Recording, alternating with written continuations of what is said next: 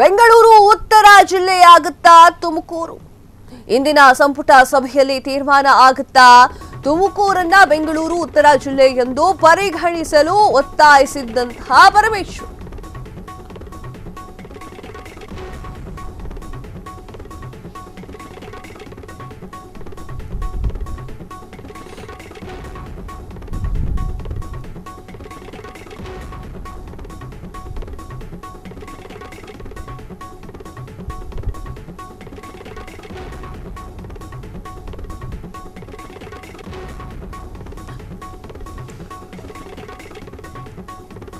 ಬೆಂಗಳೂರು ಉತ್ತರ ಜಿಲ್ಲೆಯಾಗುತ್ತಾ ತುಮಕೂರು?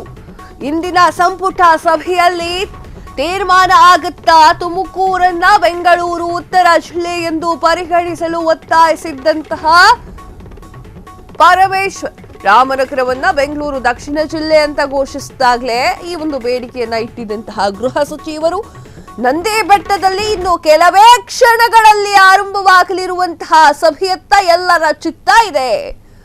ತುಮಕೂರನ್ನ ಬೆಂಗಳೂರು ಉತ್ತರ ಅಂತ ಕರೀರಿ ಅಥವಾ ಅದನ್ನ ಮರುನಾಮಕರಣ ಮಾಡಿ ಅಂತ ಹೇಳಿ ಡಾಕ್ಟರ್ ಜಿ ಪರಮೇಶ್ವರ್ ಅವರು ಒತ್ತಾಯವನ್ನ ಮಾಡಿದ್ದಾರೆ.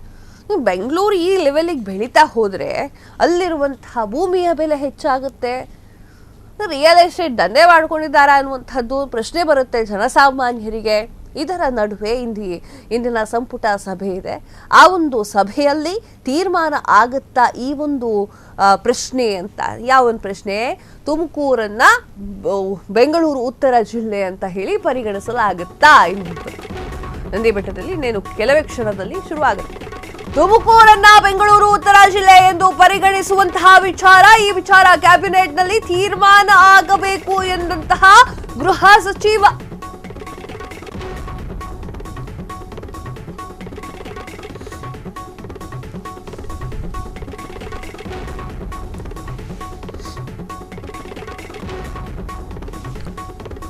ತುಮಕೂರನ್ನ ಬೆಂಗಳೂರು ಉತ್ತರ ಜಿಲ್ಲೆ ಅಂತ ಹೇಳಿ ಪರಿಗಣಿಸುವಂತಹ ವಿಚಾರ, ಈ ವಿಚಾರ ಕ್ಯಾಬಿನೆಟ್ನಲ್ಲಿ ತೀರ್ಮಾನ ಆಗಬೇಕು ಅಂತ ಹೇಳಿರುವಂತಹ ಗೃಹ ಸಚಿವ. ನಾವು ಹೇಳಿದ್ದು ಮೆಟ್ರೋ ರೈಲನ್ನ ತುಮಕೂರಿಗೆ ವಿಸ್ತರಿಸಬೇಕು ಅಂತ. ಇದಕ್ಕಾಗಿ ಡಿಪಿಆರ್ ಮತ್ತು ಕೇಂದ್ರ ಸರ್ಕಾರದ ಅಗತ್ಯವಿದೆ ಅಂತ ಹೇಳಿ ಪರಮೇಶ್ವರ್ ಹೇಳಿದ್ದಾರೆ. ಸಂಪುಟ ಸಭೆಗೂ ಮುನ್ನ ಮಾಧ್ಯಮಗಳ ಜೊತೆಗೆ ಮಾತನಾಡಿರುವಂತಹ ಡಾಕ್ಟರ್ ಜಿ ಪರಮೇಶ್ವರ್ ಅವರು ಈ ಒಂದು ವಿಚಾರವನ್ನು ಹೇಳಿದ್ದಾರೆ. ಏನ್ ಹೇಳಿದ್ದಾರೆ ನೋಡ್ಕೊಂಡ್ ಬರೋಣ ಬನ್ನಿ.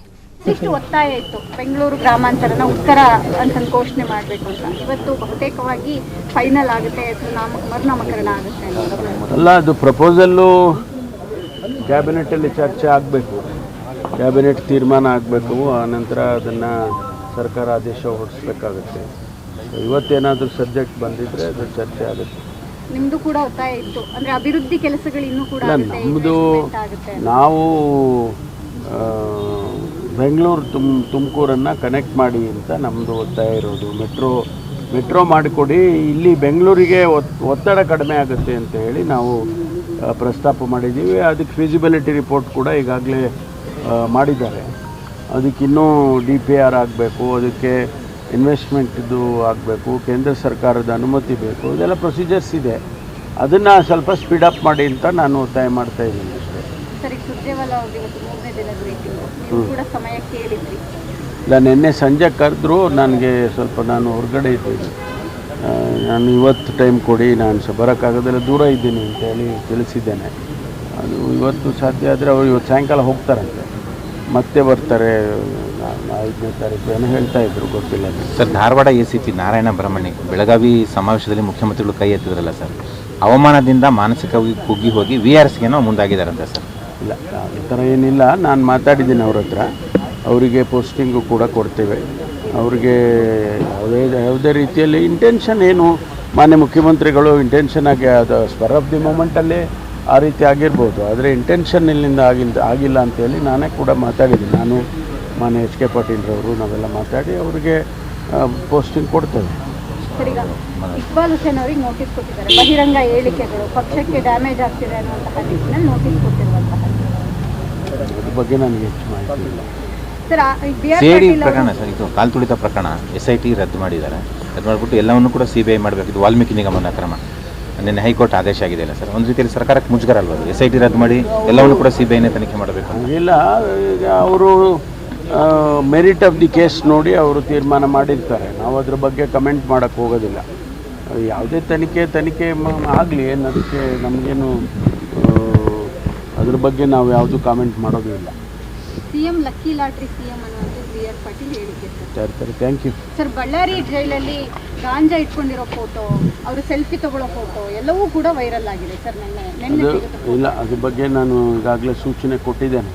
ಕಠಿಣವಾದ ಕ್ರಮ ತಗೋಬೇಕು ಯಾರು ಅಧಿಕಾರಿಗಳು ಇನ್ವಾಲ್ವ್ ಆಗಿದ್ದಾರೆ, ಮತ್ತು ಮುಂದೆ ಭಾಳ ಕಠಿಣವಾಗಿ ಇರಬೇಕು ಅಂತ ಹೇಳಿ ಈಗಾಗಲೇ ಸೂಚನೆ ಕೊಟ್ಟಿದ್ದೇನೆ. ಅದು ಪ್ರತಿ ತಿಂಗಳಿಗೆ ಒಂದು ಸಾರಿ ಅಥವಾ 2 ತಿಂಗಳಿಗೆ ಒಂದು ಸಾರಿ ರೈಡ್ ಮಾಡಿ ಇದನ್ನೆಲ್ಲ ನೋಡ್ತಾನೆ ಇರ್ತಾರೆ. ಆದರೂ ಕೂಡ ಕೆಲವು ಸಂದರ್ಭದಲ್ಲಿ ಎಲ್ಲೋ ಒಂದು ವೀಕ್ ಪಾಯಿಂಟಿಂದ ಈ ರೀತಿ ಆಗ್ತಿರುತ್ತೆ, ಅದನ್ನೆಲ್ಲ ಮಾನಿಟರ್ ಮಾಡ್ತಾರೆ. CIT ಆರ್ಡರ್ ನೆನ್ನೆ ಬಂತಲ್ಲ ಸರ್, ವಿಕಾಸ್ ಸರ್ ಅಪೀಲ್ ಹೋಗ್ತೀರಾ ಸರ್? ಹೇಗೆ? ಹೌದು, ಸರ್ಕಾರ ಅಪೀಲ್ ಹೋಗುತ್ತೆ. ಮತ್ತು ಅಂದರೆ ಅಷ್ಟು ಸ್ಪಷ್ಟವಾಗಿ ಕೋರ್ಟಿಗೆ ಅಪೀಲ್ ಹೋಗುತ್ತೆ.